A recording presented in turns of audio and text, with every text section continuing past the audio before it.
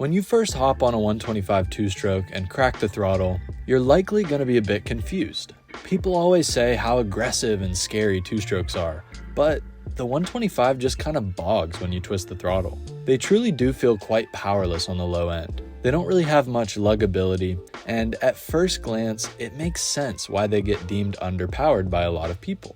The problem is, most small displacement two-strokes, like the 125, have an extremely narrow power band. This means that you have to be in a precise RPM range for the thing to actually produce its optimal power. This is in direct contrast to four-stroke dirt bikes, which have a much more linear power delivery. Hop on a 250F motocross bike, and you'll notice consistent power from the second you crack the throttle, the whole way up through to the top of the gear. Shift to the next gear, and you experience very little to no bog.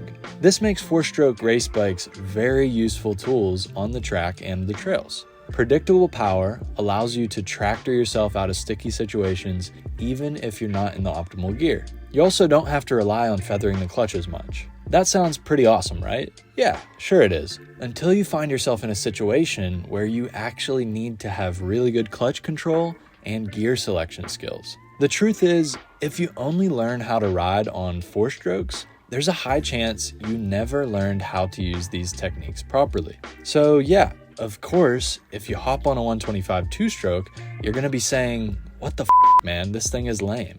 But let me share something with you. Once you learn how to properly ride a 125, you get to experience one of the best feelings known to man, screaming the absolute out of a two-stroke. I'm not kidding, it's actually one of the best feelings you could experience.